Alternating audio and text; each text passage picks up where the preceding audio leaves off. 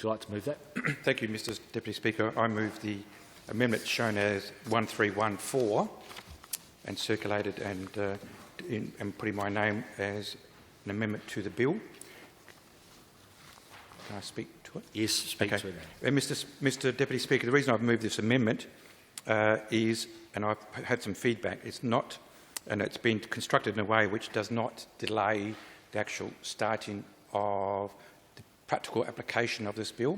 My understanding from what I've heard and read, and the proponents of the bill have said that it will take between 12 and 24 months for the scheme to be in place based on what happened in Victoria and other places.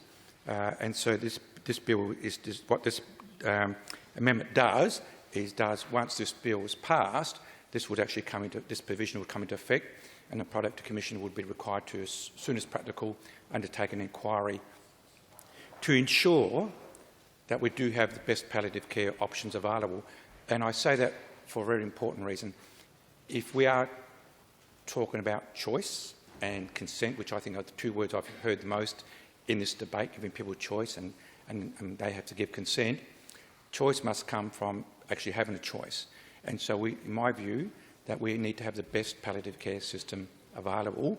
And the member for Port Adelaide acknowledged that we have a good one, but it could be improved. I don't know, I'm not an expert in this field, but all the evidence from both people who are opposed to voluntary assisted dying and those people who support it, in evidence to the committee, indicated that our palliative care system had a whole range of difficulties, particularly between states in the quality of palliative care. Some states put more money than others, particularly between rural and metropolitan communities, a whole range of different factors. And so all this amendment does, it says once this bill is passed, this inquiry will take place, and I would envisage that it should be finished. I would be surprised if it couldn't be done within the 12 months. And that it doesn't, very importantly, it doesn't delay the implementation regulations, so the bill or the regulations required under the bill can still go ahead. That provision has been deliberately missed out, so the bill can be still put into practice. The only thing it does says, this is very important, palliative care is important. What we seek to do is to ensure that we have the best scheme available when this bill comes into practice. And that I think if we're going to say to the community that all lives are equal, as this bill does, Mr Speaker, I draw your attention to the bill itself, and I've got a copy here. Okay. Right. And I draw the attention to Mr Speaker, the principles behind this bill, which I think are very good principles behind this bill, and I concur those provisions, is that Principle A talks about every human life has equal value. 1B, every person's autonomy should be respected.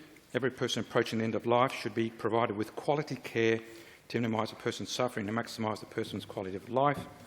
Individuals are entitled to genuine choices, and that's a provision in the bill. H, regarding their treatment and care. And J, all persons, including health practitioners, have the right to be shown respect for their culture, beliefs, values and personal characteristics. I think these are great principles amongst others. My view would be that the only way these principles can be put into effect, in other words, if people are, as the bill requires that H, individuals are entitled to genuine choices. The genuine choices must be genuine in the sense that we must have a scheme of palliative care which actually supports those choices. Questions for the member for Light, Deputy Leader? If I might make